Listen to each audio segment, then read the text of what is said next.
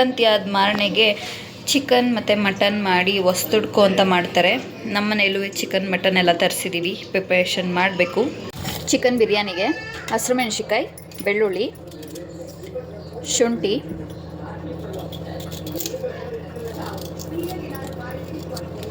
ಪುದೀನ ಮತ್ತು ಕೊತ್ತಂಬರಿ,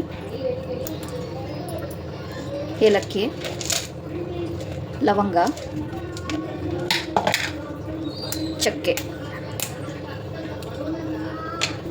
ಇಷ್ಟನ್ನು ಹಾಕೊಂಡು ಫುಲ್ ಫೈನ್ ಪೇಸ್ಟಾಗಿ ರುಬ್ಕೋಬೇಕು.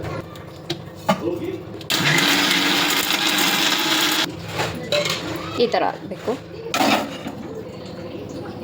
1 ಸ್ಪೂನ್ ತುಪ್ಪ,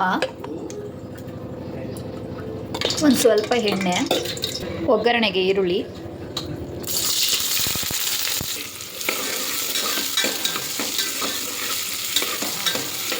ಈರುಳ್ಳಿ ಸ್ವಲ್ಪ ಬ್ರೌನ್ ಆಗಬೇಕು.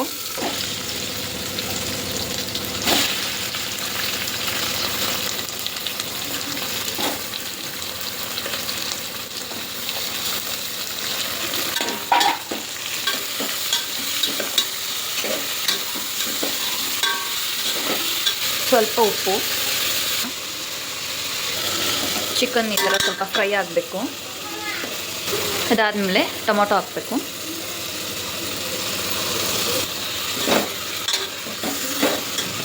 ಟೊಮೊಟೊ ಹಾಕಾದ್ಮೇಲೆ ಈಗ ಮಸಾಲೆ ಹಾಕಬೇಕು.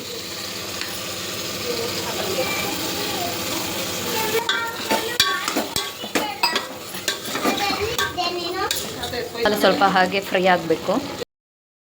2 ಲೋಟ ಅಕ್ಕಿ, ಅದಕ್ಕೆ 4 ಲೋಟ ನೀರು ಹಾಕಬೇಕು.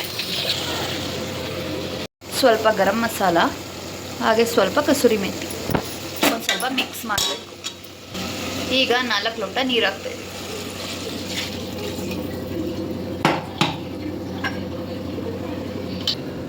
ಇದು ಸ್ವಲ್ಪ ಕುದಿ ಬರಬೇಕು. ಈಗ ಅಕ್ಕಿ ಹಾಕೋಣ.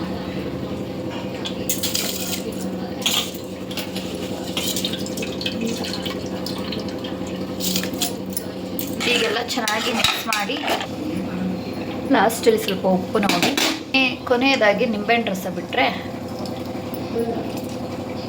ಎಲ್ಲ ಮಿಕ್ಸ್ ಮಾಡಿ ಮುಚ್ಚಳ ಹಾಕಿ ಕೂಗಿಸೋದು. 2 ಕೂಗಿಸ್ಬೇಕು. ಈಗ ಓಪನ್ ಮಾಡಿ ನೋಡೋಣ ಬನ್ನಿ ಹೇಗಾಗಿದೆ ಅಂತ.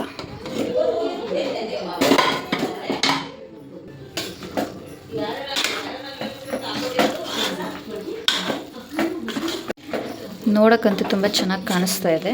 ಟೇಸ್ಟ್ ಮಾಡಿ ನೋಡೋಣ ಬನ್ನಿ. ಬಿರಿಯಾನಿ ರೆಡಿಯಾಗಿದೆ.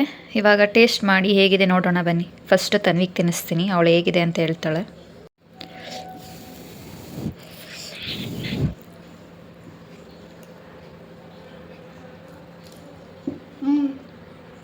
ಚೆನ್ನಾಗಿದೆಯಾ?